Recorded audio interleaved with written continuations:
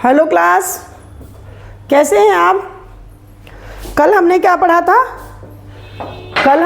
था बच्चों? Class 8th जैसा चल रही है आपकी ज्योग्राफी का चैप्टर नंबर 1। तो कल हमने पढ़ा था कि हम मतलब मनुष्य किस तरीके से नए नए रिसोर्सेज टेक्नोलॉजी को यूज़ करके बनाता है, और जो मनुष्य जो हम लोग हैं, जो ह्यूमन बीइंग है, क्या वो भी एक रिसोर्स है, एक संसाधन है? यस, वो भी एक संसाधन है। उसमें अपनी क्वालिटी है, स्किल्स हैं, कैपेबिलिटी है, एबिलिटी है ना। वो टेक्नोलॉजी को सीखता है, उसके बाद वो कुछ चीज़ें बनाता है अपने हिसाब से जो हमारी नीड हैं और जो डेवलपिंग पीरियड में हमारे काम आती हैं। ठीक है, तो इस तरीके से हमने अभी अपनी पिछली लास्ट दोनों क्लासों में क्या क्या पढ़ा। एक तो नेचुरल रिसोर्सेज है ना, जो कि ज़्यादातर कभी ख़त्म नहीं होते, लेकिन उसमें से भी कुछ रिसोर्स ऐसे होते हैं अगर हम लापरवाही करके उनका यूज़ करते हैं तो वो ख़त्म हो जाते हैं, और कुछ ऐसे होते हैं जो अगर हम यूज़ करते जा रहे हैं तो वो ख़त्म हो जाते हैं, और वापस उनको आने में, यानी वापस उनको नवीनीकरण होने में या न्यू रीलॉन्च होने में उन्हें कम से कम हज़ारों साल लगते हैं। तो इस तरीके से, और फिर हमने पढ़ा कि कौन कौन से जो रिसोर्स हैं वो मानव निर्मित रिसोर्सेज हैं, जो कि हम मनुष्य बनाते हैं वो टेक्नोलॉजी यूज़ करके। जैसे कि लोहा है, अगर वो कच्चे रूप में होता तो किसी चीज़ काम का नहीं होता, लेकिन जब हम उसको मॉडिफाई करते हैं तो वो हमारे रेल की पटरियाँ बनाता है, हमारे टूल्स बनते हैं, हमारी गाड़ियाँ बनती हैं, बहुत सारी चीज़ें हैं जो लोहे से बनती हैं।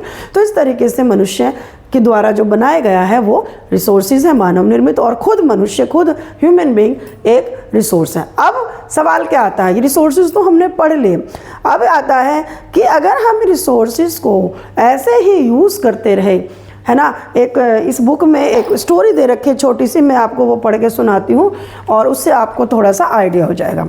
देखिए क्या है स्टोरी, क्योंकि आप लोगों को भी जब आप क्लास में पढ़ेंगे तो आपको पढ़ाया जाएगा। क्या होता है, संसाधन हमें जब पढ़ना है कि जो रिसोर्सेज हम यूज़ कर रहे हैं हम उनको किस तरीके से कंट्रोल करें, उनको संरक्षित करें, है ना, उनको सेफ करें, उनकी सुरक्षा करें, सेफ्टी की बात आती है। तो एक स्टोरी दी हुई है, इससे थोड़ा आपको आइडिया होगा। मोना ने एक बुरा सपना देखा। उसने देखा कि पृथ्वी पर सारा जल सूख गया है और सारे पेड़ कट गए हैं। आप भी देखते हो टीवी में बहुत स्टोरीज आती हैं। यहाँ पर ना तो छाया ही थी और ना कुछ खाने पीने के लिए था। लोग परेशान हो रहे थे, चारों तरफ भोजन और छाया की तलाश थी, लेकिन लोग बिल्कुल निराश घूम रहे थे। लोग कह रहे थे यार कुछ भी नहीं है, चारों तरफ सूखा ही सूखा है। अपनी माँ को सपने के बारे में उसने बताया और कहा, अम्मा क्या ये सच हो सकता है? बिल्कुल। तो अम्मा ने क्या उत्तर दिया, हाँ, यदि हम नवीनीकरणीय संसाधनों के प्रति सतर्क नहीं रहते, यानी हम अलर्ट नहीं रहते हैं रिसोर्सेज के लिए, तो बहुत ही दुर्लभ हो सकते हैं। दुर्लभ यानी बहुत ही शॉर्ट हो जाएंगे और बहुत मुश्किल से हम लोगों को मिल पाएंगे, और अनवीनीकरण संसाधन बिल्कुल ख़त्म हो जाएंगे। मैंने आपको बताया था कुछ संसाधन ऐसे होते हैं जिन्हें बनने में हज़ारों साल लग जाते हैं, जिसमें पेट्रोलियम हो गया, कोयला हो गया, इस तरह की चीज़ें। और जैसे कि जल है, मतलब वाटर है, सॉइल है, मिट्टी है, इस तरह के जो हैं वो नवीनीकरण तो हैं, जल्दी बन जाते हैं, लेकिन अगर हम बेतुके तरीके से उनका यूज़ करते हैं तो वो भी हमारे लाइफ में धीरे धीरे कम हो जाएंगे और आने वाले समय में हमें उसका भुगतान करना पड़ेगा। और इसके बाद वो कहती है कि राजू ने पूछा, हम इसके लिए क्या कर सकते हैं? बहुत कुछ, अम्मा ने उत्तर दिया। आप अपने दोस्तों से बात क्यों नहीं करते? नेचुरली बच्चों में क्यूरियोसिटी होती है, आप भी लोग भी सोचेंगे कि जो सब कुछ हम देख रहे हैं, क्या इसमें से कुछ भी ऐसी चीज़ नहीं है जो ख़त्म हो जाएगी?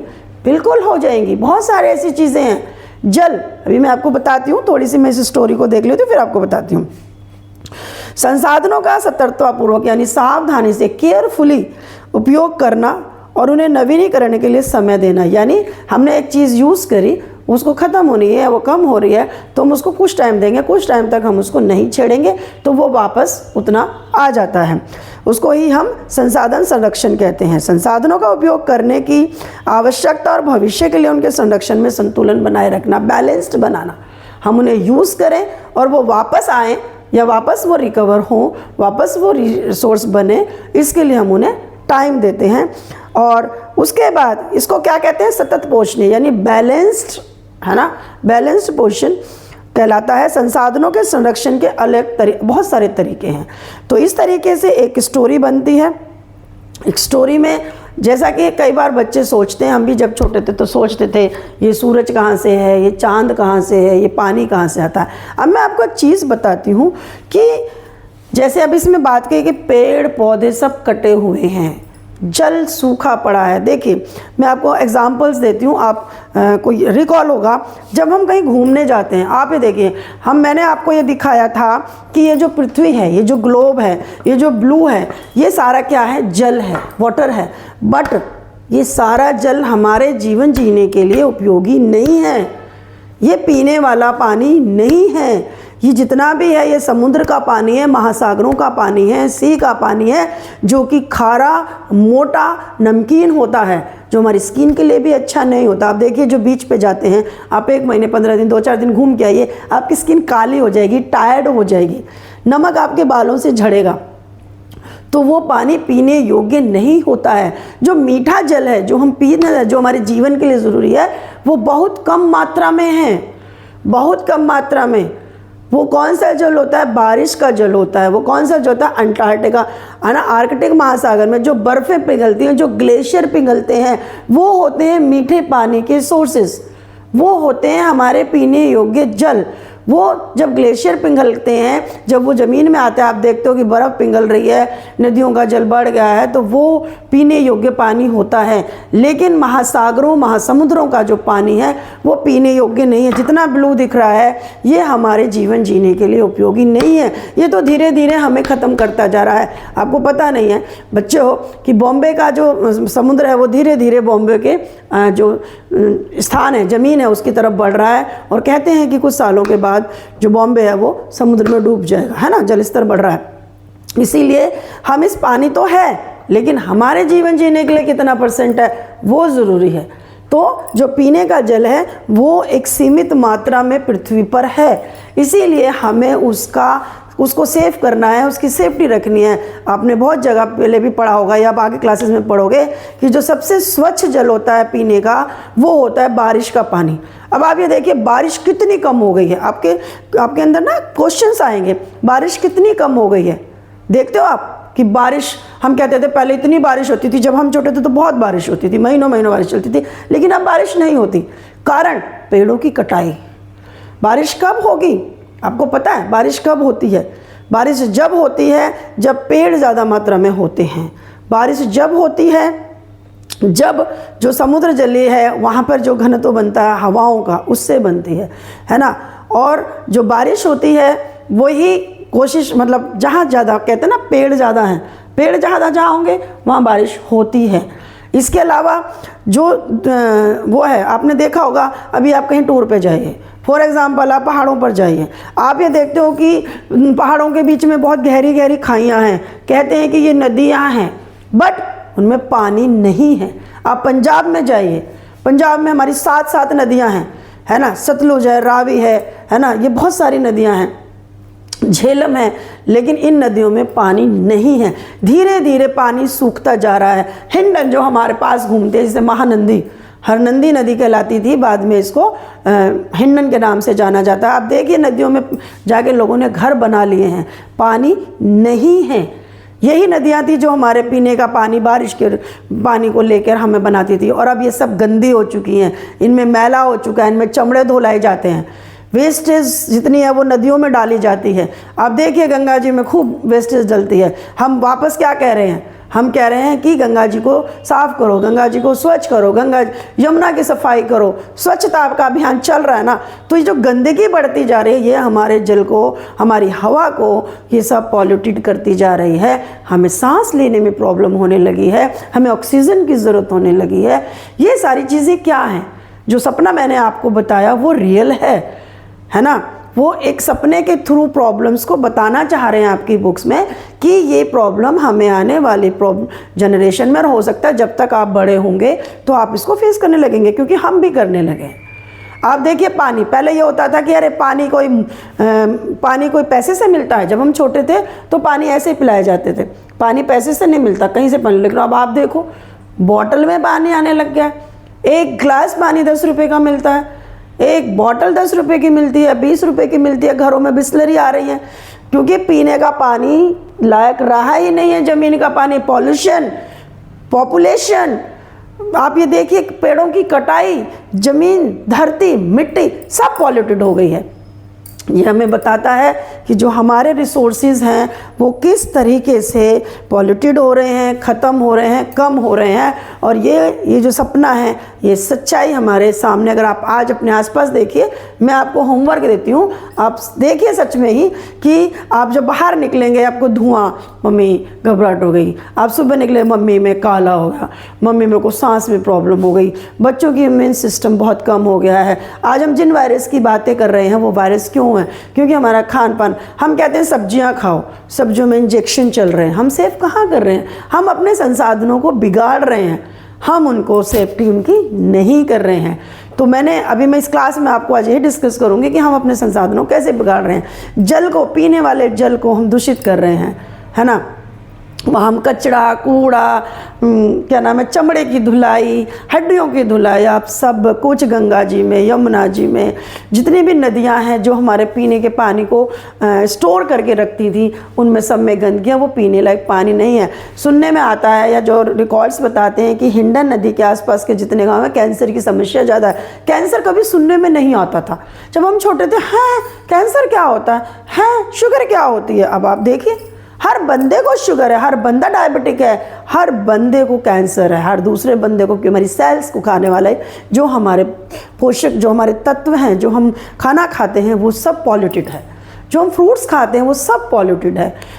व्यापार के लिए, आदमी पैसा कमाने के लिए, हम ह्यूमन बीइंग का जो नेचर बन गया है, हम ये नहीं देखते हैं कि ये हमारे ही जैसे लोग खाएंगे या हम भी खाएंगे, हमारे बच्चे भी खाएंगे। तो ये चीज़ें हम अपने आप बिगाड़ते हुए जा रहे हैं। हमने पीने के पानियों को दूषित कर दिया है, हमने हवा को दूषित कर दिया है। देखिए एसी कितने लग गए हैं, एनवायरनमेंट गर्म है, जितनी गर्मी बढ़ेगी उतना पानी ख़त्म, ज़मीन से पानी ख़त्म, गंदगी हम पानी में डाल रहे हैं, हम पॉलीथीन का यूज़ कर रहे हैं। पॉलीथीन देखो, आप पॉलीथीन पे गवर्नमेंट बैन लगाती है लेकिन सीरियसली नहीं लगाती। मैं खुद बोलती हूँ इस चीज़ को, कितनी बार आता है छापा पड़ गया, जान पहचान हुई तो छोड़ दिया, सिंपल सी बात है, फिर वो वापस मार्केट में आ जाती है। चलिए आप एक पॉलीथीन पे बैन लगा रहे हो जिसमें कि वो सामान दे रहे हैं, लेकिन आप ये देखिए कि इतना सारा सामान तो हमारा पॉलीथीन में पैक्ड आता है। पॉलीथीन को आप जलाइए, आप देखिए उसका धुआं कैसा उठता है। तो ये सारी चीज़ें हैं बेटा जो हमारे एनवायरनमेंट को ख़त्म कर रही हैं, हमारे एनवायरनमेंट को, हमारे जो रिसोर्सेज हैं उनको दूषित कर रही हैं, उनको पॉल्यूटेड कर रही हैं। अब आप ये देखिए, मैं आपके लिए क्वेश्चन देती हूँ, आपकी बुक में भी है, मैंने आपको बहुत सारे रीज़न बता दिए और बहुत सारी चीज़ें बता दी कि सब पॉल्यूटेड है। अब मैं आपको बताती हूँ कि हमारी जो सौर ऊर्जा है जो सूरज से हमारे पास आती है, पहले किसी का फेस खराब नहीं होता था, अब हर दूसरे छोटी छोटी उम्र में फेस खराब हो रहे हैं। अल्ट्रावायलेट रेज, हम जो गैस, जो धुआं, जो पॉल्यूटेड चीज़ें छोड़ रहे हैं, वो हमारी जो परतें हैं, गैसेस की जो लेयर्स हैं, उनको वो जाके उनमें होल कर दिया है। अब जो सूर्य की जो हानिकारक किरणें हैं जो हमारे फेस को, हमारे स्किन को ख़राब कर रही हैं, पहले स्किन प्रॉब्लम नहीं होती थी, अब देखिए स्किन प्रॉब्लम हो रही है। तो ये सब चीज़ें हमें हार्म कर रही हैं। अब मैं आपको, आज की क्लास मेरे मन में था कि मैं और अच्छे समझाऊं, लेकिन आज अच्छे से इन द सेंस मेरे को ये था कि इस टॉपिक को पूरा ख़त्म करूं, लेकिन जब हम शुरू करते हैं, मैंने आपके सामने प्रॉब्लम्स रखी हैं, आप रिकॉल कीजिए कि ये जो मैं आपको बता रही हूँ क्या ये सच में है या नहीं है। तो उस सपने की तरह आप भी सोचिए कि मैडम ने जो बताया है आज क्लास में, क्या सच में वो चीज़ें हैं? अगर वो हैं तो होमवर्क आप लोगों के लिए कि हम उन चीज़ों को वन बाय वन कैसे ठीक कर सकते हैं, कैसे हम उसको अच्छा कर सकते हैं, कैसे हम अपने रिसोर्सेज को सेव कर सकते हैं, उसको लंबे समय तक चला सकते हैं, हम वापस रिसाइकिल करके किस तरीके से अपने पानी को, अपने जल को, अपने वाटर को अच्छा पीने लायक कर सकते हैं, किस तरह हम उन्हें सेव करें। आपको अपनी जनरेशन के लिए उनको बचाना है ना।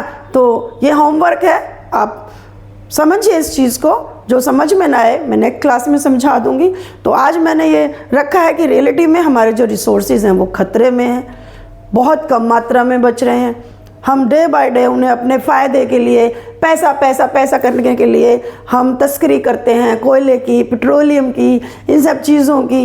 ये धीरे धीरे हमारे ख़त्म होते जा रहे हैं।